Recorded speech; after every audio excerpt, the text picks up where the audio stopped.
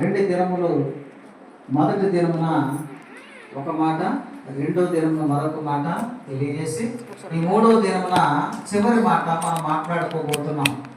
ఏమని రెండు దినాలు నేను మీకు వాక్యాన్ని బోధించాను అంటే, ఏ వాక్యాన్ని అందించాము మనకి అందరికీ?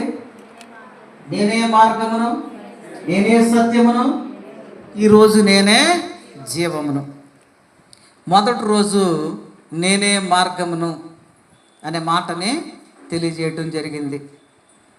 యోహాను సువార్త 14వ అధ్యాయం 6వ వచనాన్ని ఆధారం చేసుకుని ఈ 3 దినముల ఉపవాస ప్రార్థన నిర్వహించాలి అని భావించినప్పుడు, కృపాసత్య సంపూర్ణుడు మన మధ్య నుండి ఆయన కృపచేత వాక్యాన్ని అందిస్తూ మనందరినీ బలపరిచిన దేవాది దేవునికి కృతజ్ఞతాస్తుతులు చెల్లిస్తూ ఈనాటి వాక్యంలోకి మనం వెళ్ళబోచుండగా, ప్రతి ఒక్కరూ కూడా భక్తి శ్రద్ధలతో వాక్యాన్ని వినాలని, పిల్లలెవరూ అటు ఇటు తిరగకండి, మాట్లాడకండి, మౌనంగా కూర్చోండి, శ్రద్ధగా వినండి. దేవుడు ఈ రాత్రి కాల సమయంలో ప్రతి ఒక్కరితో కూడా మాట్లాడబోతున్నాడు. దేవునికి స్తోత్రం, హల్లెలూయా. చదవండి ఒకసారి మీరు తీసిన వాక్యాన్ని. నేనే మార్గమును, సత్యమును, జీవమును, నా ద్వారానే తప్ప ఎవడును తండ్రి యొద్దకు రాడు. అంటే ప్రభు ఏం చెప్తున్నాడంటే, నేనే మార్గమును, సత్యమును, జీవమును అని చెప్పి నా ద్వారా తప్ప ఇంకొక మార్గము లేదు. అది ఓన్లీ ఒకే ఒక మార్గం, అదే యేసుక్రీస్తు మార్గం. ఆ మార్గంలో వెళ్తేనే మనము ఎక్కడికి వెళ్తామంట? ఆ చివరి మాట చదవండి. నా ద్వారా తప్ప ఎవడును తండ్రి యొద్దకు రాడు. చూడండి, అంటే ఆ పరమ తండ్రి దగ్గరికి మనం వెళ్ళాలి అంటే మనకున్నటువంటి ఏకైక మార్గము ప్రభువు అయిన క్రీస్తు మార్గము. ఆయన ఏమని చెప్తున్నాడంటే, నేనే మార్గమును అన్నాడు, నేనే సత్యమును అన్నాడు, నేనే జీవమును అని మాట్లాడుతున్నాడు. ఈ దినము మనము ధ్యానాంశముగా నేనే జీవమును అనే మాటని ఆధారం చేసుకుని వాక్యాన్ని అందించబోతూ ఉన్నాం. యేసుక్రీస్తు జీవం ఎలా అయ్యాడు, ప్రభు అయిన క్రీస్తు జీవంగా ఎలా మారాడు, అసలు క్రీస్తు జీవమా కాదా అనే యొక్క అంశాన్ని మనం ధ్యానం చేస్తే, అసలు జీవం అంటే ఎవరో, మరణం అంటే ఎవరో మనకి తెలుస్తుంది. మరణం అంటే అందరికీ తెలిసిందే, కానీ జీవం అంటేనే మనకి ఎక్కువ మందికి తెలియదు. ఎందుకంటే ఆ విషయాన్ని ఈ రోజుతోటి సందేహము లేకుండా మీ హృదయాన్ని నివృత్తి చేయాలని ఆశపడుచు ఉన్నాం. ఆదికాండము 2వ అధ్యాయం 7వ వచనం. ఆదికాండము 2వ అధ్యాయం 7వ వచనం. దేవుడైన యెహోవా నేలమంటితో నరుని నిర్మించి వాని నాసికారంధ్రములలో జీవాయువును ఊదగా నరుడు జీవాత్మ అయ్యను. దేవునికి స్తోత్రం, హల్లెలూయా. అయ్యో, ఈ వచనం మాకు ఎప్పటి నుంచో చిన్ననాటి నుంచి తెలుసు కదా, కొత్తగా ఏదో చెప్తారనుకుంటే మరలా అదే వచనం తీస్తారు. ఏంటంటే అసలు జీవం అనేది ఎప్పుడు ప్రారంభమైంది? అక్కడే ప్రారంభమైంది.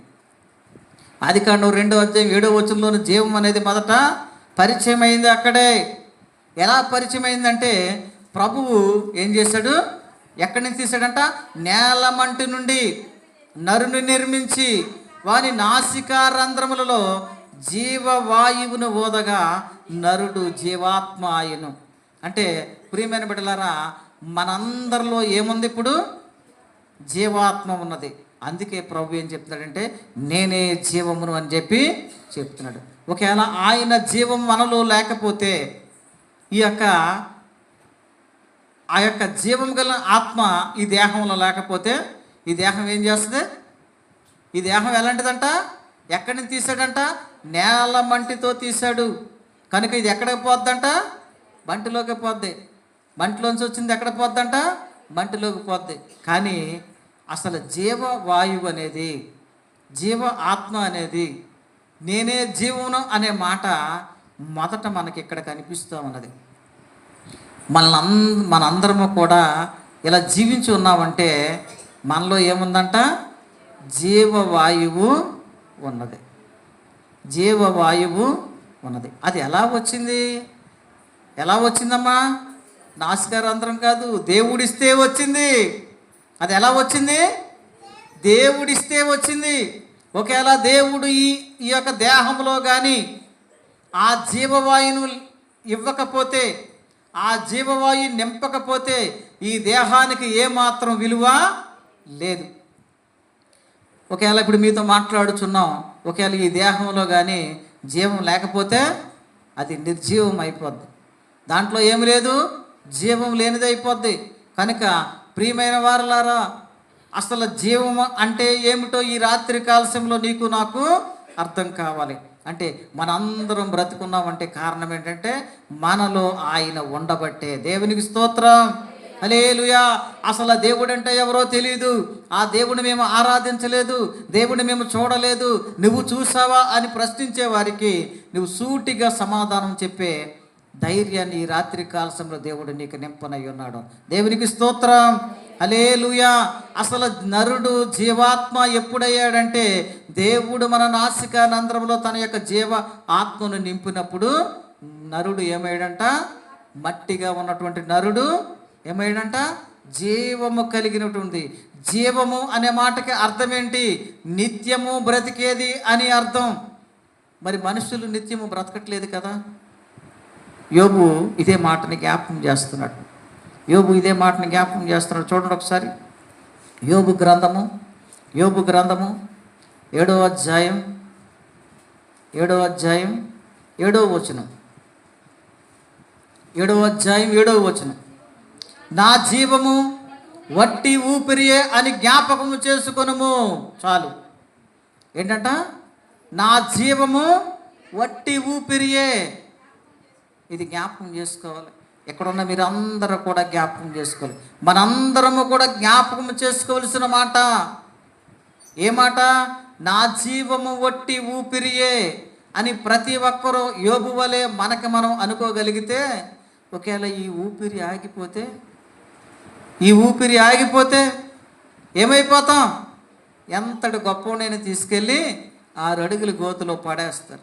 మరి కొంతమంది అయితే తీసుకెళ్ళి దయా దాక్షిణ్యం లేకుండా తీసుకెళ్ళి కాల్చి వేస్తారు. మరి ఈ యొక్క జీవము మనలో ఉన్నంత వరకే మన గొప్ప, అవునా? ఈ జీవం మనలో ఉన్నంత వరకే. ఒకవేళ ఇది మనల్ని దాటిపోతే మనకేమి లేదు, జీవము లేదు. కనుక యోబు అంటున్నాడు, ఎలాంటిదంట, నా జీవము వట్టి ఊపిరే అంటున్నాడు. ఒకవేళ ఊపిరి ఆగిపోతే ఉపయోగం లేదు. కనుకే ఊపిరి ఉన్నంత వరకు ఏం చేయాలంట, జీవము గల దేవుణ్ణి ఆరాధించుచు ఆ జీవాత్మ వైపు అడుగులు వేయవలసిన వారమై ఉన్నాం. ఊపిరి ఉన్నంత వరకు ఆత్మల రక్షణ కొరకు, ఊపిరి ఉన్నంత వరకు ఆత్మల రక్షణ కొరకు నిన్ను స్తుతించేదా, నిన్ను కీర్తించేదా, నిన్ను ప్రేమించేదా, నీకై సమర్పించేదా.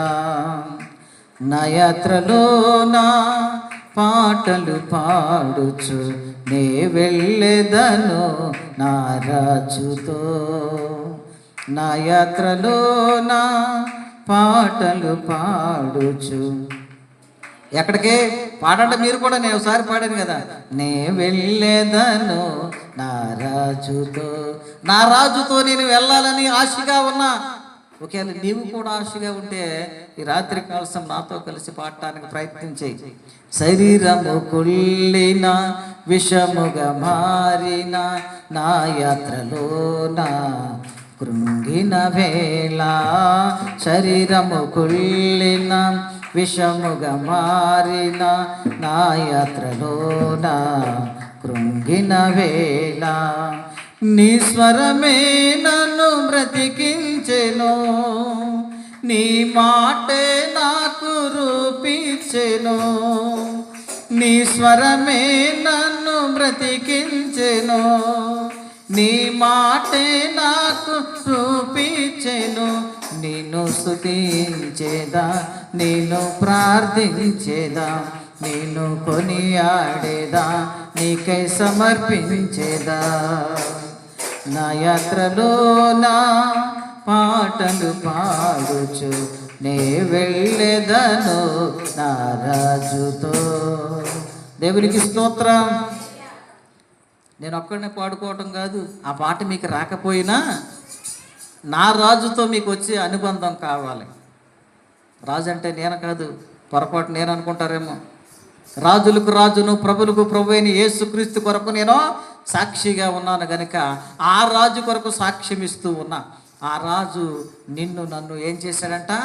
ఊపిరి ఉన్నట్టుగా చేశాడు. నీలో నాలో జీవం ఉందంటే అది ఆయన ఇచ్చినదే. ఒకవేళ ఆయన ఇవ్వకపోతే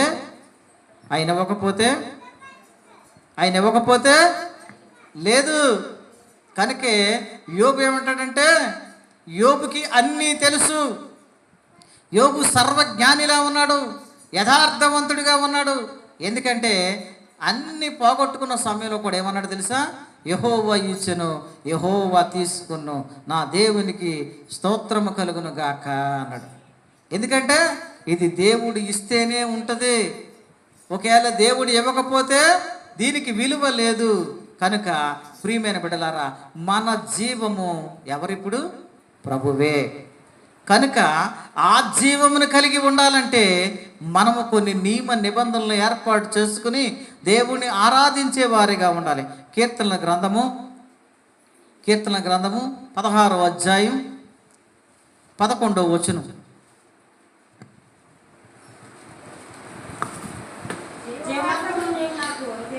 జీవ మార్గము నీవు నాకు తెలియజేసేదవు, నీ సన్నిధిని సంపూర్ణ సంతోషము కలదు, నీ కుడి చేతిలో నిత్యము సుఖము కలదు. ఈ భూమి మీద పుట్టినోడికి సుఖం అనేది ఎక్కడ కనిపించదు. మరి వాక్యం ఏం చెప్తుంది? ఆయన కుడి చేతిలో ఏముందంట? నిత్యము సుఖము కలదు అని చెప్తుంది. కానీ ప్రసంగి ఏమంటున్నాడంటే, వ్యర్థము సమస్తం వ్యర్థము, నరుడు సూర్యుని కింద పడుచున్న పాటలన్నీ వ్యర్థము అంటున్నాడు. మీరు ఎంత పాటలైనా పాడండి, ఈ సూర్యుడి కింద నరుడు పడుచున్న పాటలన్నీ వ్యర్థం. ఎందుకంటే ఒక దినమున ఈ నరుడు ఏమవ్వాలి? ఆ జీవ ఆత్మ పోయిన తర్వాత ప్రతివాడు కూడా ఎక్కడ పోవలసిన వాడు? ఎక్కడ పోవలసినాడు? చివరికి అక్కడ పోవలసిన వాడే. చివరికి ఎక్కడికి ఎవరైనా సరే అక్కడికి పోవలసిన వారమే. కానీ మరి ఎందుకుని దేవుడు జీవ ఆత్మని మనకిచ్చాడు? అసలు మట్టి నుండి తీసి దేవుడు మనల్ని మనిషిగా ఎందుకు మార్చాడు అనేది ఆలోచన చేస్తే మన జీవితం ఏంటి, దేవుడు ఏమని ఉపదేశం చేస్తున్నాడు, మనం ఏమి చేయాలనేది మనకి అర్థమవుద్ది. సామెతల గ్రంథము 4వ అధ్యాయం 13వ వచనం. సామెతల గ్రంథము 4వ అధ్యాయం 13వ వచనం. ఉపదేశమును విడిచిపెట్టక దాన్ని గట్టిగా పట్టుకొనుము, అది నీకు జీవము గనుక దాన్ని పొంది ఉండుము. ఎవరు చెప్తున్నారు? జ్ఞాని అయిన సొలొమోను చెప్తున్నాడు. ఎవరంట? జ్ఞాని అయిన సొలొమోను మాట్లాడుతున్నాడు. ఏమంటాడంటే, ఉపదేశమును విడిచిపెట్టక దాన్ని గట్టిగా పట్టుకొనుము, అది నీకు జీవము కనుక దాన్ని పొంది ఉండుము అని చెప్పి వాక్యము తేటగా తెలియజేస్తూ ఉన్నది. ఏమి ఉపదేశం దేవుడు చేశాడంటే, జీవము నేనే అని చెప్పి దేవుడు మాట్లాడుతున్నాడు. కనుక దాన్ని మనం ఏం చేయాలంట? గట్టిగా పట్టుకోవాలంట. అందుకే కదా మనందరం గట్టిగా ప్రాణాన్ని నిలబెట్టుకోవడానికి ప్రయాసపడుతున్నాం. అవునా? చనిపోయే స్థితిలో ఉన్న ముసలోడైనా ముసలిదైనా ఆ యొక్క మంచంలో అలాగే ఊగుతూ ఉంటాడు. కానీ ఆ క్షణంలో కూడా మానవులు మనవరాళ్ళు వెళ్ళి పొరపాటుని కానీ మరణము చావు అనే పదాలు దగ్గరలో వినపడితే కస్సుమని లెగిస్తాడు. కారణం ఏంటి? మనిషికి ప్రాణం అంటే అంత భీతి, అంత ప్రేమ, అంత అభిమానము, అంత ఆప్యాయత. అంటే వారికి తెలుసు ఆ ప్రాణము విలువ. మనకి తెలియదు కనుక మనం ఏమంటాం? ప్రాణం ఉంటే ఏంటి, పోతే ఏంటి అంటూ ఉంటారు కొంతమంది. ఈ ప్రాణం ఉన్నంత వరకే నువ్వు దేవుణ్ణి స్తుతించగలవు. ఈ ప్రాణం ఉన్నప్పుడే నువ్వు దేవుని యొక్క రాజ్యానికి వారసుడు కాగలవు. ఒకవేళ ప్రాణం లేకపోతే దేవుని రాజ్యానికి వారసులు కాలేవు. కనుక ఏం పట్టుకోవాలంట? ఉపదేశమును విడిచిపెట్టక దాన్ని గట్టిగా పట్టుకొనుము, అది నీకు జీవము గనుక దాన్ని పొందియుండుము. దాన్ని ఎప్పుడు కూడా నువ్వు ఏం చేయాలంట? జీవాన్ని పొంది ఉండాలి, జీవాన్ని పొంది ఉండాలి. 10వ అధ్యాయం 11వ వచనం చూడండి. నీతిమంతుల నోరు జీవపు ఊట, భక్తిహీనుల నోరు బలత్కారము మరుగుపరుచును. ఏంటంట? నీతిమంతులు మాట్లాడితే అది జీవంలా ఉంటుందంట. ఒక్కో తల్లి మాట్లాడితే బ్రతుకు మీద ఆశలు పోతూ ఉంటాయి. అవునా? అక్కడ ఏమి లేదు, ఏమి లేదు, భక్తి లేదు. అక్కడ దేవుని యందు భక్తి లేదు కనుక ఆ నోరు ఏదైనా మాట్లాడద్ది. కానీ కొంతమంది నోళ్ళు మాట్లాడుతూ ఉంటే వినాలని ఆశ కలుగుద్ది. అక్కడ ఏముంది? దేవుని భక్తి ఉంది. కనుక దేవుని భక్తిని మనం ఏముండాలి? కలిగి ఉండాలి అని దేవుని వాక్యం చెప్తుంది. దాన్ని గట్టిగా పట్టుకోవాలని చెప్తుంది. విడిచిపెట్టకుండా దాన్ని ఏం చేయాలి? దాచిపెట్టుకోవలసిన వారమై ఉన్నాం. 13వ అధ్యాయం చూడండి ఒకసారి. 13వ అధ్యాయం 14వ వచనం. జ్ఞానుల ఉపదేశము జీవపు ఊట, అది మరణపాశముల నుండి విడిపించును. చూడండి, జ్ఞానము కలిగి కానీ జ్ఞానము కలిగి మనం ఉంటే ఆ జ్ఞానుల ఉపదేశాన్ని ఎవరైతే వింటారో అదంటే ఎలా ఉంటుందంట? జీవపు ఊట, జీవపు ఊట. ఈ సందర్భంగా ఒక మాట చెప్తూ ఉన్నా. క్రైస్తవులు నమ్ముకున్నవారు చనిపోరంటే భూమి మీద లేకుండా పోరని అర్థం కాదు. ఎన్ని కష్టాలు వచ్చినా ఓర్చుకునే మనసు క్రైస్తవులకు ఉంటుంది. అవునా? అదే క్రైస్తవులు కాకుండా ఇతరులు ఉంటారు, వారు త్వరగా చనిపోతూ ఉంటారు. చనిపోవటం అంటే రకరకాలుగా మధ్యాంతరముగా ఆత్మహత్యలు చేసుకుంటూ వారు ఏం చేస్తూ ఉంటారో తన తనువును చలిస్తూ ఉంటారు. వారికి జీవితం మీద ఏముండదో అవగాహన ఉండదు. నా మట్టుకు నేను క్రైస్తవుని కాకపోతే ఎప్పుడో చచ్చిపోతున్నాను. నేను దేవునిలోకి రాక క్రితం కూడా చాలాసార్లు అనుకున్నా, ఎందుకు వచ్చిన జీవితం ఇది, చనిపోతే బాగుండు అనుకున్నాను నేను. ఎందు గురించి అంటున్నానంటే కష్టాలు, కన్నీళ్ళు, ఇబ్బందులు, ఇరుకులు వచ్చినప్పుడు ఎంత నలిగిపోతాం అనేది నేను కళ్ళారా చూశాను కనుక పిడిగి వచ్చి మెన్ను వచ్చి మీద పడిన చలనం లేని వాళ్ళగా తయారయ్యారు. దేవునికి స్తోత్రం, హల్లెలూయా. ఈ రాత్రి కాలశంలో నీవు కూడా దృఢమైన వాడిగా తయారవ్వాలి అంటే ఏముండాలంట? నీలో జీవపు ఊట కలిగినటువంటి మాటలు, నీలో జ్ఞానయుక్తమైన ఉపదేశములు నువ్వు వినగలిగితే నీవు కూడా ఎలా తయారవుతావు? జ్ఞానిగా తయారవుతావు. జ్ఞాని ఏం చేస్తాడో జ్ఞానము కలిగి జీవిస్తాడు. అది అజ్ఞాని అయితే ఏం చేస్తాడో అజ్ఞానంతో మరణ పాశముల దగ్గరికి పరిగెడతాడు. మరి మనమైతే ఏం చేస్తున్నాం? దేవుని యందు భయం ఉందా, భక్తి ఉందా అనేది ఆలోచన చేస్తే సామెతల గ్రంథము 14వ అధ్యాయం 27వ వచనం చూడండి. మన ఎంత భక్తి ఉందో అర్థమవుద్ది. అట్టి వారి పిల్లలకు ఆశ్రయము కలదు, యెహోవా యందు భయభక్తులు కలిగి ఉండుట జీవపు ఊట, అది మరణపాశముల నుండి విడిపించును. అట్టివారి అనే మాట కనిపిస్తుంది. ఎట్టివారి అనేది ఆన్సర్ కావాలి. అట్టివారి అనే పదం ఇక్కడ కనిపిస్తూ ఉంది. అంటే దానికి ముందు ఏదో జరిగింది. అవునా? అలాంటి వారు అంటాం. మధ్యలో వెళ్ళినోడికి ఎలాంటి వారు అంటాడు. వెంటనే దానికి ప్రశ్నకి జవాబు కావాలి. ఎలాంటి వారో తెలియాలి అంటే వారి పుట్టి పూర్వోత్తరాల కాంచి మొత్తం అంతా మరలా చెప్పుకు రావాలి. అవునా? అట్టివారు అంటే జ్ఞానము కలిగిన వారు ఏం చేస్తారంట? తామే కాక తమ పిల్లలు కూడా ఒక ఆశ్రయ స్థానాన్ని కలిగిస్తారు. కనుకనే మీరందరూ కూడా భక్తితో ఉన్నారు కనుక మీ బిడ్డలు కూడా ఎలా ఉంటారు ప్రయత్నం చేస్తారో భక్తితో ఉండటానికి ప్రయత్నం చేస్తారు. దేవుని యందు భయభక్తులు కలిగి ఉండటం ద్వారా వారు విశేషమైన ఆదరణ పొందుకుని దేవుని యొక్క కృపను పొందుకునే అవకాశం గట్టిగా ఉన్నది.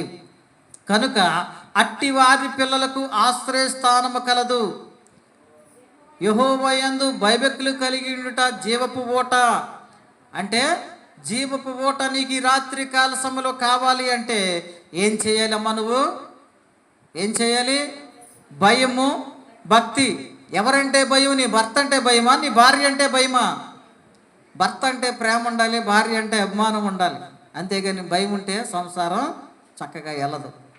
కనుక ఈ రాత్రికాల సమయంలో మీరు అందరూ కూడా ఇక్కడి నుంచి మీ భర్తల్ని ప్రేమించండి. మా ఆవిడ నేను ప్రేమిస్తా, నన్ను కూడా ప్రేమిద్దాము. మీరు ప్రేమించండి, ఒకరికొకరు ప్రేమించండి. అలా ప్రేమించగలిగితేనే జీవితంలో ఏ స్థాయికి వెళ్ళినా ఎంత బలహీనమైపోయినా ఏం చేస్తారో జీవితంలో నిలబడగలుగుతారు. కనుక మీరందరూ కూడా ఏం చేయాలి? దేవుని యందు భయభక్తులు కలిగి ఉండటం అంటే ఏంటి? దేవుడు చెప్పిన మాటలు వింటమే. దేవుడు ఏమని చెప్తున్నాడు? 10 ఆజ్ఞలు ఇచ్చాడు. ఆ ఆజ్ఞల్లో అన్నిటికంటే ప్రధానమైనది ఏమని చెప్పాడు? నిన్ను వలె నీ పొరుగువారిని ప్రేమించును అన్నాడు. మరి ప్రేమించలేకపోతే క్రైస్తవుడు అంటేనే ప్రేమించట లేనిపోయింది. ఇదే మాటలు నేను స్కూల్లోనో కాలేజీలోనో మీటింగ్ పెట్టినప్పుడు చెప్తే అందరూ ప్రేమిస్తారు. నేను చెప్పేది ఆ ప్రేమ కాదు. నీ తల్లిని ప్రేమించగలగాలి, నీ తండ్రిని ప్రేమించగలగాలి, నీ అత్తను ప్రేమించగలగాలి, నీ కుమార్తెని కుమారుణ్ణి ప్రేమించగలగాలి. అది ప్రేమ. ఇలాంటి ప్రేమ ఎవరు వస్తుందంటే దేవుని యందు భయభక్తులు కలిగిన వాడికి మాత్రమే వస్తుంది. నేనైతే మా అమ్మని ఎంతగా ప్రేమిస్తానో మా ఆవిడ్ని కూడా అంతగానే ప్రేమిస్తాను. వాళ్ళిద్దరిని చక్కగా బ్యాలెన్స్ చేస్తా. అందుకే ఇద్దరిని ఒకేసారి పెట్టా. దేవుని స్తోత్రం, హల్లెలూయా. భేదములు ఉన్నప్పుడు ఏమవుద్ది? బ్యాలెన్స్ తప్పుద్ది. కనుక బ్యాలెన్స్ చేయటం కూడా దేవుడిచ్చిన జ్ఞానమే. అట్టి జ్ఞానమును మీరందరూ కలిగి ఉండాలి. ఆంటీ నవ్వుతుంది వెనకాల నుండి. దేవునికి స్తోత్రం, హల్లెలూయా. ఈ రాత్రి కాలశంలో దేవుడు ఏం చెప్తున్నాడంటే నిన్ను వలె నీ పొరుగు వారిని ప్రేమించు అని చెప్తున్నాడు. అలా ప్రేమించాలంటే మొదట మనకేముండాలి? దేవుని యందు భయం ఉండాలి. రెండోది దేవుని యందు భక్తి ఉండాలి. ఒకవేళ భయము లేక భక్తి లేకపోతే ఏముంటుంది? దేవుడు చెప్పేది ఏముంటుంది? నీ భర్త నీకు శిరస్సు అయి ఉన్నాడు కనుక ఆ శిరస్సుని ఏం చేయాలి? గౌరవించాలి. అవునా? నీ భార్య నీ దేహంలో నుండి వచ్చింది కనుక నీ దేహంలో సగభాగం కనుక ఆ సగభాగాన్ని ఏం చేయాలి? ప్రేమించాలి. దేవుడు భయము భక్తి నేర్పడు. అది జ్ఞానంగా ఉంటే అర్థమవుద్ది. అంతే తప్పనిచ్చి అజ్ఞానంగా ఉంటే ఏమవుద్దంట? కుటుంబం చిన్న భిన్నం అయిపోద్ది. కనుక దేవుడు ఏమంటున్నాడంటే నేనే జీవపు ఊట, నేనే జీవమును అనే మాట మాట్లాడుతున్నాడు. ఆ జీవం మనలో కలిగి ఉండాలంటే, కుటుంబాల్లో శాంతి సమాధానం సంతోషం ఉండాలంటే ఏముండాలంట? దేవుని యందు భయం ఉండాలి, దేవుని యందు భక్తి ఉండాలి. ఈ రెండు ఉంటేనే అట్టి వారి పిల్లలకు దేవుడు ఆశ్రయం అవుతాడు. దేవుని దగ్గర మీ పిల్లల్ని పెడితే భయపడతారా? ఎవరో ఇంటి పక్కవాడి దగ్గర ఇది అటే పక్కవాడు ఇటే పక్కవాడి దగ్గర పెట్టారనుకో, దోపుచర్ల రాజమండ్రి లేకపోతే ఏలూరు ఎక్కడ చోటుకి వెళ్ళిన తర్వాత ఏమనుకుంటాం? పిల్లలు ఎలా ఉన్నారు భయపడతాం. అదే మీ అమ్మ దగ్గర పెట్టామనుకో, మీ అమ్మ అంటే నీకు ప్రేమ కనుక పిల్లలు ఎలా ఉన్నారన్న భయం మనకే ఉండదు. ఎంత గయ్యాలైనా అమ్మే కనుక ఆమె అంటే నీకు ప్రేమే. ఆమె దగ్గర పెడితే ఎలా ఉంటుంది? భయం ఉండదు. ఇతరుల దగ్గర పెడితే భయపడతా వెళ్తాం, బాధపడతా జీవిస్తాం. కనుక ఆ భయము బాధ లేకుండా ఉండాలంటే ఏముండాలమ్మా? అసలు నువ్వు భయపడకుండా బాధపడకుండా ఉండాలంటే ఏముండాలి? దేవుని యందు భక్తి ఉండాలి. మొండే ధైర్యం కలగాలి. ఏంటో తెలుసా? దేవుడు ఇస్తాడు, దేవుడు కృప చూపుతాడు, దేవుడు మనల్ని ముందు నడిపిస్తాడు అనే ఆలోచన ఉండాలి. ఇంకోటి ఏంటో తెలుసా? యెహోవా ఇచ్చును యెహోవా తీసుకునని యోబు వలె విశ్వాసం కలిగి ఉండాలి. కనుకనే అట్టి వానికి దేవుడు ఏం చేశాడు? యోబుకి 2 ఆశీర్వాదాన్ని ఇచ్చి తన పిల్లలకి ఆశ్రయాన్ని ఇచ్చాడు. ఈ రాత్రి కాల సమయంలో నీ పిల్లలకి, నీకు, నీ భర్తకి, నీ కుటుంబానికి, నీ భార్యకి, నీ కుటుంబ సభ్యులందరికీ దేవుడు ఆశ్రయం కావాలంటే మనము ఆయన యందు ఏం కలిగి ఉండాలమ్మా? ఏం కలిగి ఉండాలి? భయము భక్తి కలిగి ఉండాలి. మరి ఆ భయము భక్తి మనం కలిగి ఉన్నామా లేదా? 16వ అధ్యాయం 22వ వచనం చూడండి ఒకసారి. తెలివి గలవానికి వాని తెలివి జీవపు ఊట, మూఢులకు వారి మూఢత్వమే శిక్ష. నెక్స్ట్ వచనం చదవండి. జ్ఞానుని హృదయము వాని నోటికి తెలివి కలిగించును, వాని పెదవులకు విద్య విస్తరింపజేయును. ఇంపైన మాట తేనె పట్టు వంటివి, అవి ప్రాణములకు మధురమైనవి, ఎముకలకు ఆరోగ్యమైనవి. ఇక్కడ 3 వచనాలు చదివాం. దానిలో మొదటి వచనంలో ఏమంటుంది? తెలివి గల వానికి వాని తెలివి ఏమవుద్దంట? జీవపు ఓట అవుద్దంట. ఎందుకంటే నిజంగా ఈ భూమి మీద తెలివైనవాడు ఎవడయ్యా అంటే, నన్ను ఎవడ సృష్టించాడో అని తెలుసుకుని ఆయన్ని ఆరాధించేవాడు నిజమైన తెలివి గలవాడు. ఎవరంట? ఈ భూమి మీద నిజంగా జ్ఞానం కలిగినవాడు ఎవడన్నా ఉన్నాడంటే, అసలు నన్ను ఎవడ సృష్టించాడబ్బా అని ఆలోచించి ఆయన్ని పూజించేవాడు తెలివి గలవాడు. మూఢుడు అంటే ఎవడో? మూర్ఖుడు. వాడు ఏం చేస్తాడో వాడికే తెలియదు. కనుక వాడికి ఏం కలుగుద్దంట? శిక్ష. ఏం కలుగుద్ది? శిక్ష. నమ్మితే ఆశీర్వాదం, తప్పిపోతే ఏంటి? శాపం. రెండోది చూస్తే ఇక్కడ జ్ఞానిని హృదయము వాని నోటికి తెలివి కలిగించును, వాని పెదవులకు విద్య విస్తరింపజేయును. చూడండి, జ్ఞానునికి హృదయం ఏం చేస్తుందంటే వాని నోటి మాటలో తెలివి కలిగిస్తాయంట. అదేవిధంగా 24వ వచనం చూడండి.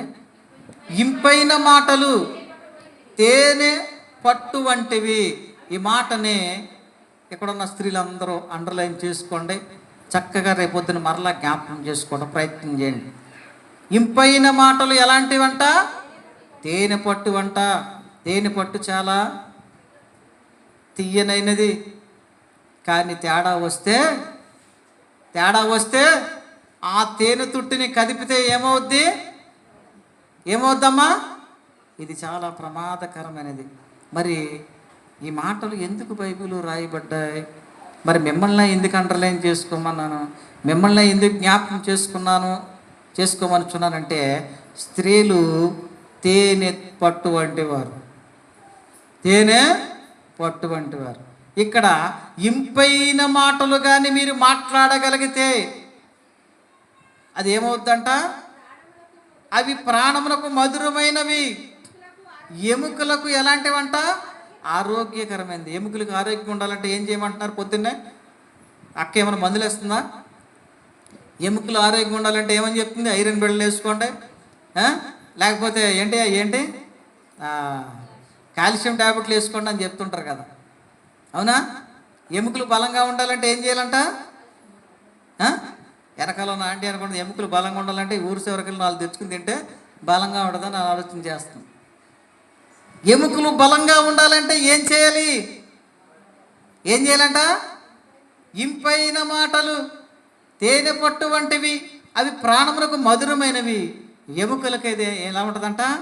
ఆరోగ్యాన్ని ఇస్తుందంట. ఏమిస్తుంది? ఆరోగ్యాన్ని ఇస్తుంది. అంటే తేనె పట్టు ఏమిస్తుందని అర్థమైంది ఇప్పుడు? ఆరోగ్యాన్ని ఇస్తుంది. తేడా వస్తే హాని కూడా చేస్తాయి. మరి ఆరోగ్యం ఇచ్చేదానిలా ఉంటావా, హాని చేసేవారిలా ఉంటావా అనేది ఎవరిష్టమమ్మా? ఎవరిష్టం? మందే. అందుకే దేవుడు మన ముందు 2 మార్గాలు పెట్టాడు. ఇర్మియా గ్రంథము 21వ అధ్యాయం 8వ వచనం. ఈ ప్రజలతో నిట్లనము యెహోవా సెలవిచ్చినదేమనగా, జీవ మార్గమును మరణ మార్గమును నేను మీ ఎదుట పెట్టుచున్నాను. చూడండి, దేవుడు ఏం చేస్తున్నాడంట? యెహోవా ఏమంటున్నాడంట? యెహోవా సెలవిచ్చినదేమనగా, జీవ మార్గమును మరణ మార్గమును నేను మీకు పెట్టుచున్నాను. మన ఎదుట దేవుడు ఏంటంట? 2 మార్గాలు పెడుతున్నాడంట. 2 దారులు, ఒకటే ఆ దారి, ఇంకోటి ఈ దారి. ఆ 2 ఏ దారులు? జీవ మార్గమును మరణ మార్గమును. మనం ఏ మార్గములో వెళ్ళాలనేది ఎవరు నిర్ణయించుకోవాలి? మనమే నిర్ణయించుకోవాలి. ప్రియమైన బిడ్డలారా, మనమే నిర్ణయించుకోవాలి. పెళ్లి చూపులకు వెళ్ళినప్పుడు ఎవరిని చేసుకోవాలనేది ఎవరు నిర్ణయించుకుంటున్నారో? ముసలోళ్ళ కంటే అప్పుడులో పెళ్ళి ఎవడు చూస్తే ఆడు చేసేసాడు. ఇప్పుడు ఆ రోజులు పోయినాయి. వీళ్ళ ముందు సెలెక్ట్ చేసుకోవాలి, వాళ్ళతో మాట్లాడాలి, వాళ్ళ విషయాలన్నీ తెలుసుకోవాలి, ఆడి బ్యాంక్ బ్యాలెన్స్ తెలుసుకోవాలి, ఆడికి ఎక్కడెక్కడ ఏమున్నాయో తెలుసుకోవాలి. అప్పుడే వివాహం జరుగుతుంది. అంటే రోజులు ఏమైనాయి? మారినాయి. అంటే ప్రతిదానికి ఒక లెక్క ఉంది. అది ఎలా ఉందంట? ఖచ్చితమైనటువంటి లెక్కలు కలిగి మనుషులు జీవిస్తూ ఉన్నారు. మరి ఇన్ని ఖచ్చితమైన లెక్కలతో కలిగి కూడినటువంటి మన జీవితంలో ఒకదాన్ని మాత్రం మర్చిపోతూ ఉన్నాం. ఏంటది? మన ముందున్న 2 దారుల్లో ఏ దారిలోకి వెళ్ళాలనేది మనం నిర్ణయించుకోవాలి. నిర్ణయ అధికారం అనేది దేవుడు ఎవరికి ఇచ్చాడు? నిర్ణయ అధికారం అనేది దేవుడు ఎవరికి ఇచ్చారు? మనకే ఇచ్చాడు. కనుక ఆయన మనలో జీవ ఆత్మను ఊదాడు కదా అని చెప్పి ఆయన మనల్ని నడిపించట్లేదు. నిన్ను స్వతంత్రుడిగా వదిలాడు. పిల్లల్ని ఎలా వదులుతారు మీరు? సంఖ్యలేసి కాళ్ళకి ఏమన్నా తాళ్ళు కట్టి వదులుతారు రోడ్డు మీదకి? బానిసలను అయితే అలా వదులుతారు. కానీ పిల్లల్ని ప్రేమగా చూస్తాం కనుక, వాళ్ళు మనకంటే ఇష్టం కనుక, వారంటే మనకి ఇష్టం కనుక మనం ఎలా వదులుతాం? స్వతంత్రులుగా వదులుతాం. దేవుడు కూడా నిన్ను బానిసగా చూడట్లేదు, స్వతంత్రుడిగానే చూస్తున్నాడు. కనుక నా పిల్లలు తమకు నచ్చిన మార్గాన్ని ఎంచుకునే జ్ఞానము కావాలి అని భూమి మీద నిన్ను నన్ను విడిచిపెట్టాడు. ఈ జ్ఞానాన్ని ఎవడైతే పొందుకుంటాడో వాడు ఎక్కడికి వెళ్తాడమ్మా? జీవ మార్గంలోకి వెళ్తాడు.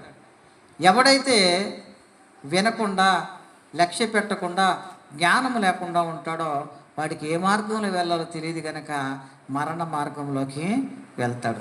మనమైతే జీవ మార్గము కావాలనుకుని వచ్చిన వారము. మరి మనలో జీవం ఉన్నదా? ఉన్నదో లేదో తెలియాలంటే వాక్యాన్ని చదవాలి. మత్తయి సువార్త 26వ అధ్యాయం. మత్తయి సువార్త 26వ అధ్యాయంకి రండి.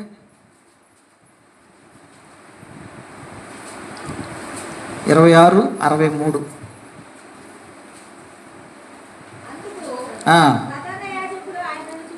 అందుకు ప్రధాన యాజకుడు ఆయనను చూచి, నీవు దేవుని కుమారుడవైన క్రీస్తువైతే ఆ మాట మాతో చెప్పుమని జీవము గల దేవుని తోడని నీకు ఆనబెట్టుచున్నానను. అందుకు యేసు నీవన్నట్టే అంటున్నాడు. ఏంటంట? నీవన్నట్టే అంటున్నాడు. ఈ మాట అందరూ చదువుకోండి ఒకసారి. ఇక్కడ ఒక మాట దాగి ఉన్నది. మరి మీరు ఎంతవరకు అర్థం చేసుకుంటారనేది మీ జ్ఞానం మీద ఆధారపడింది. అందుకు ప్రధాన యాజకుడు ఆయనను చూచి, నీవు దేవుని కుమారుడు అయిన క్రీస్తువైతే ఆ మాట మాతో చెప్పుమని జీవము గల దేవుని తోడని నీకు ఆనబెట్టుచున్నానన్ను. అందుకు యేసు నీవన్నట్టే అంటున్నాడు. అంటే ఆయన ఎవరిప్పుడు? జీవము గల దేవుడు. ఆయన ఎవరో? జీవము గల దేవుడు. చాలామంది దేవుళ్ళు ఉన్నారు ప్రపంచంలో. నేను మరలా లెగిస్తాను, వస్తాను అని చెప్పిన వాళ్ళు చాలామంది ఉన్నారు. వాళ్ళందరూ లెగలే. పండోడు పడినట్టే ఉన్నాడు. ఇంకా లెగట్లేదు ఏంటని చూస్తే కుళ్ళి కంపు కొట్టి వాసన పెడుతూ ఉన్నారు. అప్పుడు అనుకున్నారు వీనిలో ఏమీ లేదు, జీవము లేదు. కానీ నీవు నేను నమ్మే దేవుడు ఎలా ఉన్నాడో జీవము కలిగి ఉన్నాడు. ఆయన ఈ భూమి మీద పుట్టాడనేది ఎంత వాస్తవం అని రాత్రి కాలం సమయంలో మాట్లాడుకున్నాం. ఆయన పుట్టాడు, నీ కొరకు నా కొరకు శ్రమ పడ్డాడు. ఆయన నీ కొరకు నా కొరకు ప్రాణం పెట్టాడు, చనిపోయాడు, సమాధి చేయబడ్డాడు, తిరిగి లేపబడ్డాడు. ఆయనలో ఏముంది? జీవమున్నది. మరణపు ముళ్ళని ఆయన జయించాడు. మరి మరణపు ముళ్ళని దేవుడు కాబట్టి జయించాడు. మరి మన పరిస్థితి ఏంటి? అసలు మనలో జీవం ఏంటి? ఆ జీవం ఎక్కడి నుంచి వచ్చింది? ఎందుకు వచ్చింది? నిన్ను నన్ను ఎందుకు స్వతంత్రులుగా విడిచిపెట్టింది అనేది మనకే తెలియాలి. దేవుడు నిన్ను నన్ను ఎందుకు స్వతంత్రులుగా విడిచిపెట్టాడు అంటే, ఈ మాట చదివిన మాటలో ఒక్కసారి ఒక మాట ఉంది. నీవన్నట్టే అన్న మాట ఉంది. ఏమన్నాడో? నీవన్నట్టే. ఏమని? జీవము గల దేవుడు. ఆయన ఎప్పుడు కూడా బ్రతికే ఉన్నాడు. నిన్న నేడు నిరంతరము కూడా ఆయనలో ఏముంది? జీవం ఉన్నది. మరి జీవం లేని వాటి కోసం ప్రాకులాడి, పనికిమాల వాటి కోసం సమయాన్ని వృధా చేసుకుని నీ బ్రతుకుని ఎందుకు వ్యర్థం చేసుకుంటున్నావు ప్రియమైన బిడలారా అని రాత్రి కాల సమయంలో ప్రశ్నిస్తూ ఉన్నా. నిర్జీవ క్రియలని మనం అనుసరిస్తే మన జీవితం కూడా నిర్జీవం అయిపోద్ది. కానీ దేవుడు నేనే జీవమును అంటున్నాడు. నిజమా కాదనేది ఎలా తెలిసిందంటే, నరుడు జీవాత్మను ఊదిన తర్వాతే జీవాత్మ అయ్యాడు. అంటే ఈ ఆత్మ ఎవరిదే? దేవుడిదే. దేవుడే మనలో ఉన్నాడు. ఈ సత్యాన్ని మీ నోటతో పలికించడానికే ఇంతసేపు నేను మాట్లాడుతున్నా. దేవుడు ఎక్కడున్నాడు అంటే గుడుల్లోనూ గోపురాల్లో లేడు. ఎక్కడున్నాడో? నీ గుండెల్లో ఉన్నాడు, నీ హృదయంలో ఉన్నాడు. నీ హృదయమే దేవుని ఆలయము. మరి నీ హృదయంలోనే దేవుడు ఉంటే మరి నువ్వెందుకు వెతుకులాడుతున్నావు? నువ్వెందుకు ప్రయాసపడుతున్నావు? నీవెందుకు వృధా ప్రయాస చేస్తున్నావు అనేది రాత్రి కాల సమయంలో ఆలోచించాలి. ఎందుకంటే మనలో ఊపిరి ఉందంటే అర్థం ఏంటి? దేవుడు మనలో ఉన్నాడు. మరి దేవుడు మనలో ఉన్నాడని సంగతి తెలుసుకున్న తర్వాత మనం ఏం చేయాలి? పాపం చేయటానికి భయపడాలి, దొంగతనం చేయడానికి భయపడాలి, అబద్ధపు మాట మాట్లాడటానికి భయపడాలి, చెడు చూపు చూడటానికి భయపడాలి, అవునా? ఇతరుల మీద నింద వేయటానికి భయపడాలి. ఎవరున్నారమ్మా నీలో? సాక్షాత్తు దేవుడే నీలో దాగి ఉన్నాడు. ఈ సత్యాన్ని ఎవరైతే గ్రహిస్తారో వారు ఏం చేస్తారమ్మా? దేవుని యందు భయము భక్తి కలిగి తమ దేహాల్ని ఎలా ఉంచుతారు? దేవునికి ఇష్టమైన పానార్పణముగా ఉంచుతారు. మరి మన దేహాన్ని మనం ఎలా ఉంచగలుగుతున్నాం? దేవుడు నీలోనే ఉన్నాడు. నీలో ఉన్నటువంటి దేవుడిని నువ్వేం చేస్తున్నావు? ఎక్కడ తీసుకెళ్తున్నావు? సినిమా హాల్ దాకా తీసుకెళ్తున్నావు, అవునా? వేరే చోట దాకా తీసుకెళ్తున్నావు, సారా కొట్టు దాకా తీసుకెళ్తున్నావు, ఇంకెక్కడెక్కడికో తీసుకుపోతున్నావే. నీలో ఉన్న దేవుడు ఏమంటాడు? అరే అసలు నిన్ను చేసింది ఎందుకురా? అసలు నేను ఎందుకు చేశాను? నువ్వేం చేస్తున్నావు అని ప్రశ్నిస్తూ ఉంటాడు. కానీ ఆ ప్రశ్నకి జవాబు ఎప్పుడు అర్థమవుద్ది మనకి? ఆయన యందు భయభక్తులు కలిగి ఉంటేనే అర్థమవుద్ది. కనుకే నిన్ను నన్ను ఏం చేశాడు? తయారు చేసి అలా వదిలాడు. ఏ మార్గం ఎంచుకుంటావో అది నీ ఇష్టం. ఆయనలో జీవం ఉన్నది, ఆ జీవం మనలో కూడా ఉన్నది. యోహాను సువార్త 1వ అధ్యాయం 4వ వచనం. ఆయనలో జీవం ఉండెను, ఆ జీవం మనుషులకు వెలుగై ఉండెను. దేవునికి స్తోత్రం. ఎలా ఉందంట? ఆయనలో జీవం ఉందంట. నీలో కూడా జీవం ఉందా? మనందరం జీవం ఉండబట్టే ఇక్కడ ఉన్నామమ్మా. లేకపోతే ఊరికి ఉత్తరాన ఉన్నటువంటి అక్కడ ఉంటాం. మనలో ఏముంది? జీవం ఉంది. ప్రభులో కూడా ఏముంది? జీవం ఉంది. ఆ జీవము ఏం చేస్తుందంట? మనుషులకు వెలుగై ఉన్నదంట. ఆ వెలుగు చీకటిలో ప్రకాశించుచున్నది కానీ చీకటి దాన్ని గ్రహింపకుండెను. దేవుడు మనలోనే ఉన్నాడు, దేవుడు నీలోనే ఉన్నాడు. కానీ దేవుడిని ఏం చేస్తున్నావు? నువ్వు చూడలేకపోతున్నావు. ఆయన వెలుగు మన మీద ప్రసరిస్తూ ఉన్నది. నీవు దేవుని పోలికగా ఉన్నావు. దేవుడు నీ పోలికలో జన్మించాడు ఈ భూమి మీద, అవునా? తన స్వరూపమందు జన్మించినటువంటి నిన్ను నన్ను తిరిగి ఎక్కడికి తీసుకెళ్ళాలని దేవుని ఆశ అంటే నిత్య రాజ్యానికి తీసుకెళ్ళాలని, ఆ జీవ మార్గంలో పయనింప చేయాలనేది దేవుని ఆశ. ఆ వెలుగు చీకటిలో ప్రకాశించుచున్నది కానీ చీకటి దాన్ని గ్రహింపకుండెను. దేవుని యొద్ద నుండి పంపబడిన ఒక మనుషుడు ఉండెను. అతని పేరు యోహాను. అతని మూలముగా అందరూ విశ్వసించినట్లు అతడు ఆ వెలుగుని గురించి సాక్ష్యం ఇచ్చుటకు సాక్షిగా వచ్చెను. అతడు ఆ వెలుగై ఉండలేదు కానీ ఆ వెలుగుని గురించి సాక్ష్యం ఇచ్చుటకు అతడు వచ్చెను. నిజమైన వెలుగు ఉండెను, అది లోకంలోనికి వచ్చుచు ప్రతి మనిషిని వెలిగించుచున్నది.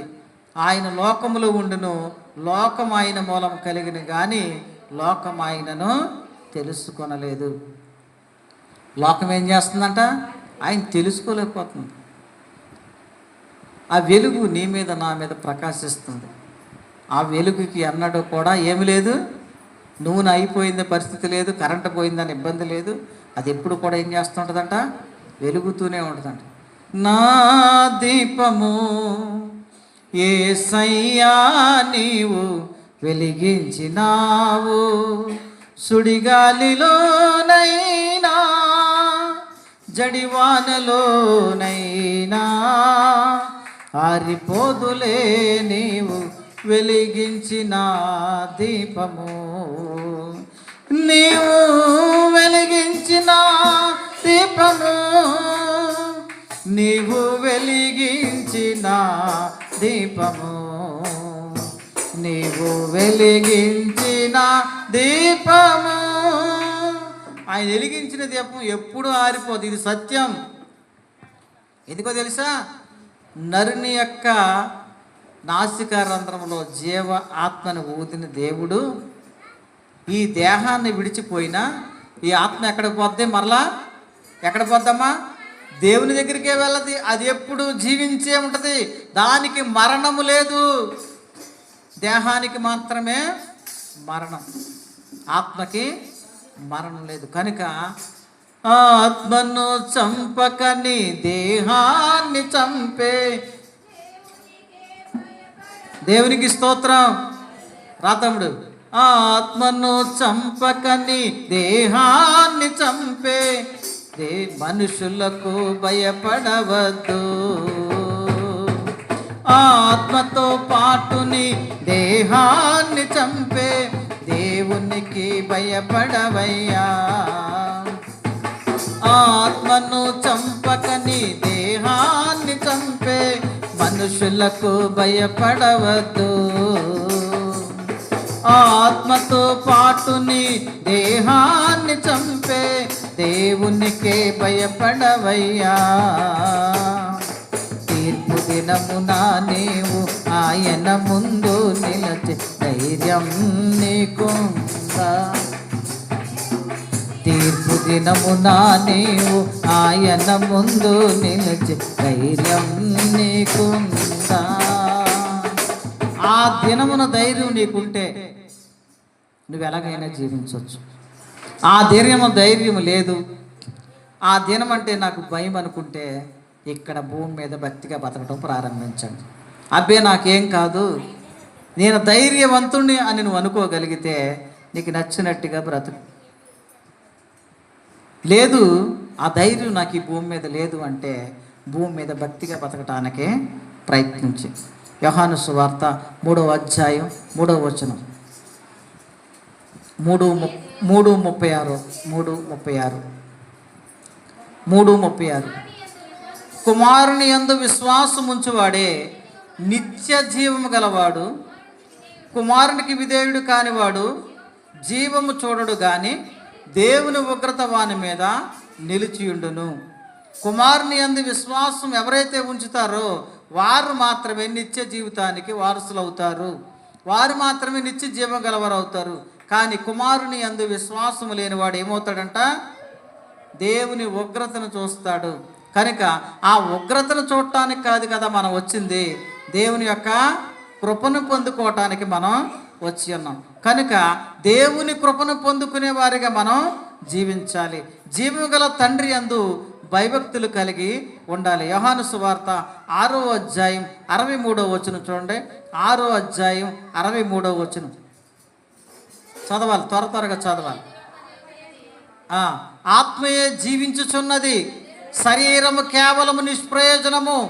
నేను మీతో చెప్పుచున్న మాటలు ఆత్మయు జీవమునై ఉన్నవి కానీ మీలో విశ్వసించని వారు కొందరున్నారు, వారితో చెప్పను. చూడండి, చెప్పాను. ఏమని చెప్పాడంట? ఆత్మయే జీవింపుచున్నది కానీ శరీరం కేవలం ఏంటంట? నిష్ప్రయోజనము. మనం పొద్దున్న లేచి సాయంత్రం దాకా ఈ శరీరం కోసం ఎన్ని పాటలు, పడరాని పాటలన్నీ పడతానే ఉంటాం. అందుకే ప్రసంగ్ గారికి అన్నీ తెలుసు కనుక నరుడు సూర్యుని కింద పడుచున్న పాటలన్నీ అర్థమని చెప్పాడు, ఒక్క మాటలో తేల్చేసాడు. అది తెలియక మనం ఇన్ని పాకులాటలో పాకుతున్నాం. ప్రియమైన బిడ్డలారా, మరి మనలో ఏముండాలి? ఆ జీవాత్మ ఉన్నది కనుక మనం జీవించే వారిగా ఉండాలి. మనలో ఏముండాలి? విశ్వాసం ఉండాలి, దేవుని యందు భయము ఉండాలి.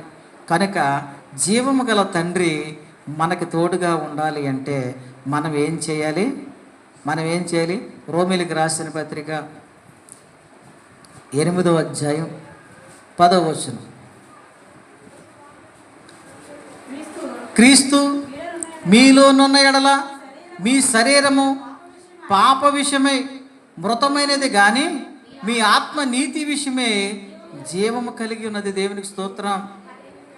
ఇందాక నేను మాట చెప్తూ మీలోనే దేవుడు ఉన్నాడని చెప్పా. మాలో ఎక్కడ ఉన్నాడండి బాబు అనుకుని సందేహంగా ఉండొద్దు. మనలో ఏముందంట? క్రీస్తు మీలోనున్న ఎడల. క్రీస్తు నీలో ఉంటే దేవుడు నీతో ఉన్నాడా లేడా?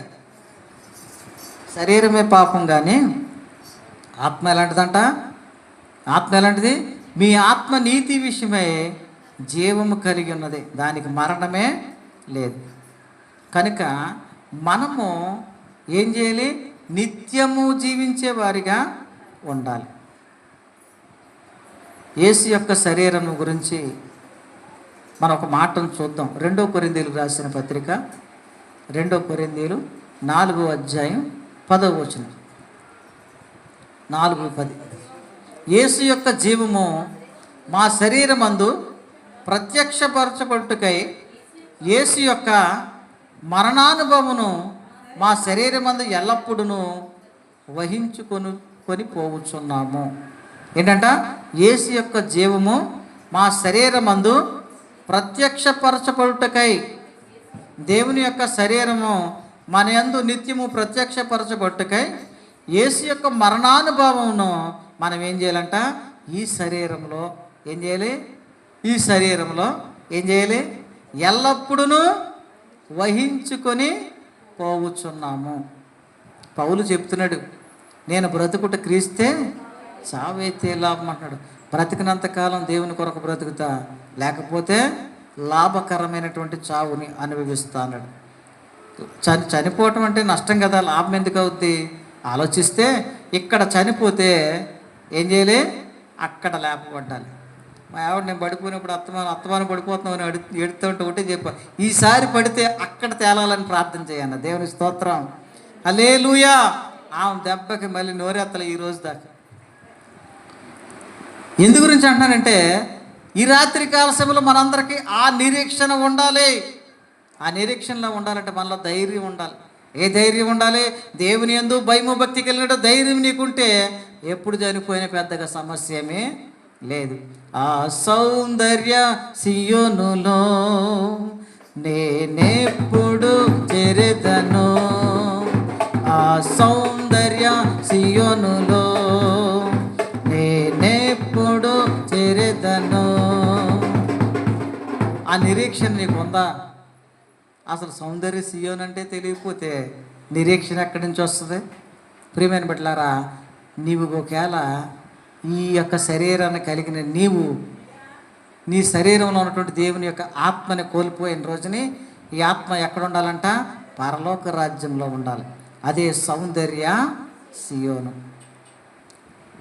కనుక మనము జీవించేది దేవుని కొరకు అన్నట్టుగా జీవించాలి. అంతేకాక నా ప్రాణమ తినుము త్రాగుము సికించుము అన్నట్టుగా మనం ఎన్నడూ కూడా జీవించకూడదని దేవుని వాక్యం సెలవిస్తూ ఉన్నది. మీ జీవము క్రీస్తుతో కూడా ఏం చేయబడాలట? ఆ కొలస్సీలు రాసిన పత్రిక, నేను ముగించేస్తాను, ఒక 5 నిమిషాలు ఊపు పట్టండి. కొలస్సీలు రాసిన పత్రిక 3వ అధ్యాయం 3వ వచనం చూడండి. ఏలయనగా మీరు మృతి పొందితిరి, మీ జీవం క్రీస్తుతో కూడా దేవుని యందు దాచబడి ఉన్నది.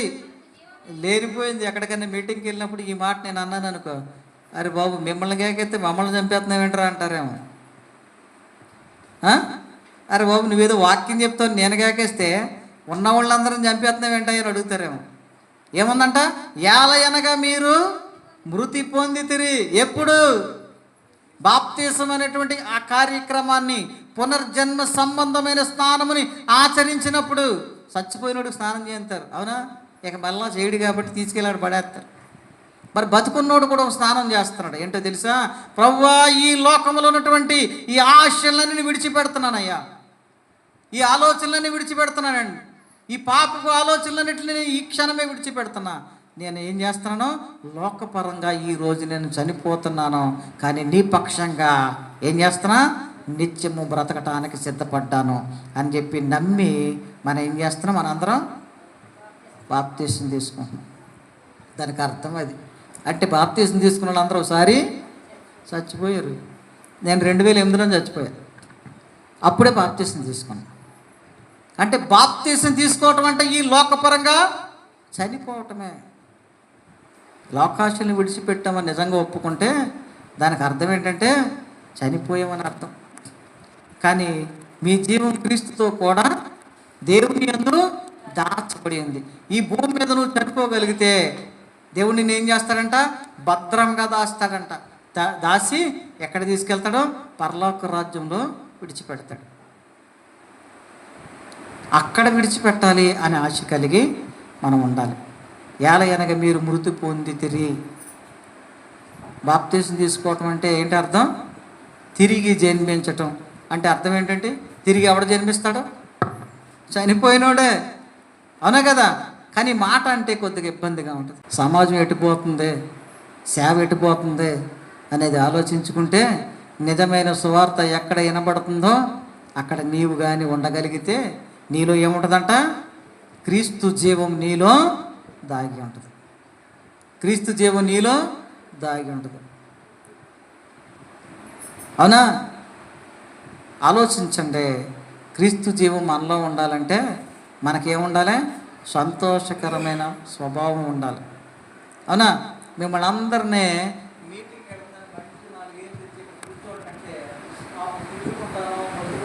ఇవ్వలేకో ఇస్తూ తీసుకొచ్చి పెడతారు. కానీ ఆ 3 రోజులు మీరు ఎలా ఉంటారో? ఎడమొహం పెడమొహం భార్య భర్తలు దెబ్బలాడుకున్నట్టు ఉంటారు, చూసావా? అలా ఉంటారు. ఎంత వాక్యం చెప్పినా ఏమనిపించదు, మీకు ఎక్కదో. కారణం ఏంటి? అది వాక్యాన్ని వెలపెట్టి కొనేది కాదు. వాక్యం వెలపెట్టి కొనేది కాదు, ఉచితముగా ఇవ్వబడేది. దేవుడు నీకు ఉచితముగా ఇస్తూ ఉన్నాడు. పొందుకునే స్థితిలో నువ్వు ఉండాలని ప్రియమైన సహోదరి నీకు తెలియజేస్తూ ఉన్నా. ప్రియమైన సహోదరుడా, ఆ జీవాన్ని కలిగి ఉండటం మనం అవలంబించుకోవాలి. చివరిగా ఒక వాక్యం చూపించి ముగించేస్తా. జీవము ప్రత్యక్షమాయను అనే మాటను జ్ఞాపకం చేసి ముగిస్తా. మొదటి యోహాను అంటే బైబిల్ చివరికి వచ్చేస్తాను నేను. మొదటి యోహాను 1వ అధ్యాయం 2వ వచనం.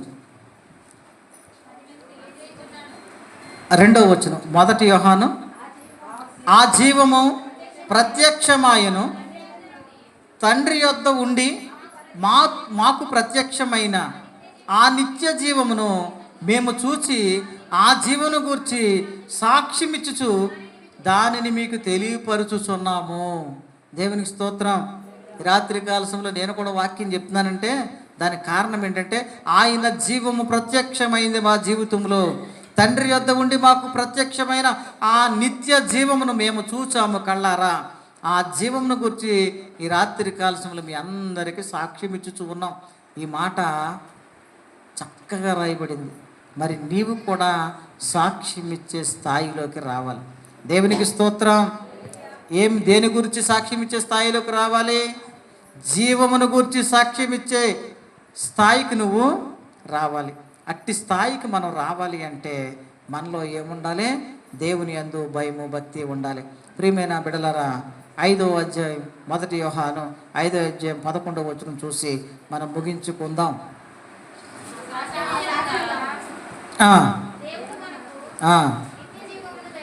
ఆ సాక్ష్యం ఏమనగా దేవుడు మనకు నిత్య జీవమును దయచేసెను. ఈ జీవము ఆయన కుమారుని యందున్నది. దేవుని కుమారుని అంగీకరించేవాడు జీవము గలవాడు. దేవుని కుమారుని అంగీకరింపనివాడు జీవము లేనివాడు. ఇట్స్ ఎనఫ్, అయిపోయింది ఎక్కడితో. నీలో జీవం ఉన్నదా లేదా అనేది రాత్రి కాలశంలో నువ్వు ప్రశ్నించుకో. ఈ రాత్రి కాలశంలో నీవు ఏం చేయాలి? ప్రశ్నించుకోవాలి. ఏముందంట? ఆయన రెండింటిని మన ముందుంచాడు. ఒకటే జీవము, 2 మరణము అని నాకు చెప్పా. ఇక్కడ ఏమని చెప్తుంది దేవుడు వాక్యం? దేవుని కుమారుని అంగీకరించేవాడు జీవము గలవాడు. ఒకవేళ నువ్వు అంగీకరిస్తే నువ్వెప్పుడు జీవించే ఉంటావు. ఈ లోకమందు నువ్వు జీవించుంటావు, పరలోకమందు నువ్వు జీవించుంటావు. ఒకవేళ నువ్వు అంగీకరింపలేకపోతే ఏమవుద్దంట? దేవుని కుమారుని అంగీకరింపనివాడు జీవము లేనివాడు. అంటే ప్రాణము లేని దేహంతో సమానం. ప్రాణము లేని దేహంతో సమానం. కొంతమంది 100 సంవత్సరాలు బతుకుతారు, కొంతమంది 100 సంవత్సరాలు బతుకుతారు. కానీ వాళ్ళు రక్షణ పొందలేదనుకో, ఏం ఉపయోగం?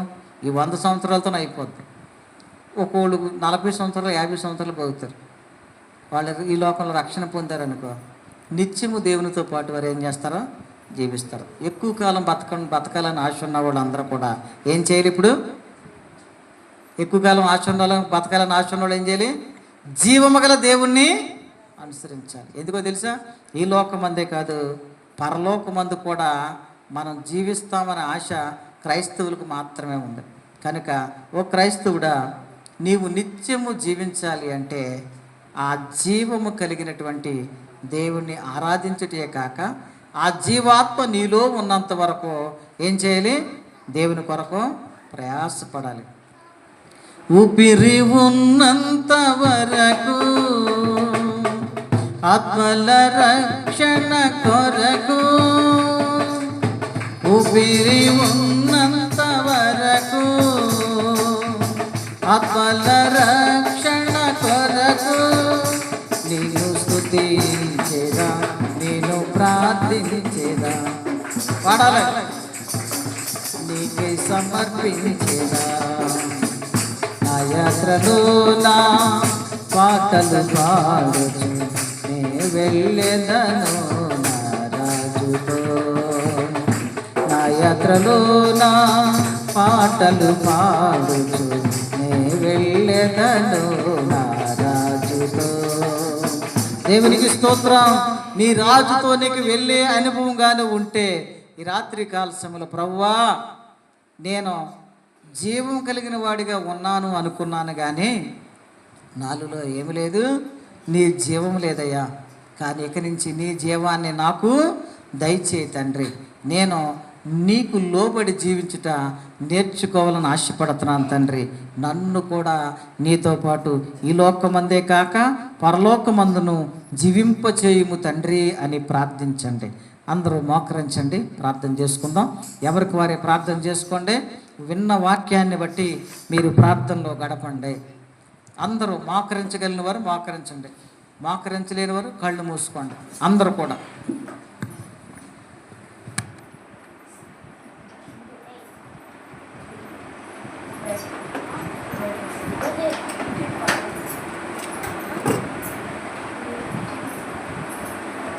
ప్రతి ఒక్కరు కూడా కళ్ళు మూసుకుని ప్రార్థన చేసుకోండి.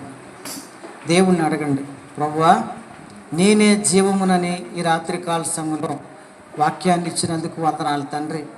అయ్యా, జీవం అంటే ఏంటో కూడా మేము గ్రహించలేని స్థితిలో ఇంతవరకు ఉన్నామయ్యా. కానీ ఆ జీవము తండ్రేసిన మాలోనే ఉన్నదన్న సత్యాన్ని ఈ రాత్రికాల సమయంలో నువ్వు తెలియజేసినందుకు వందనాలు తండ్రి. అవునయ్యా, క్రీస్తుని కలిగి ఉన్నటువంటి మాతో పాటు నువ్వు కూడా ఉన్నావయ్యా.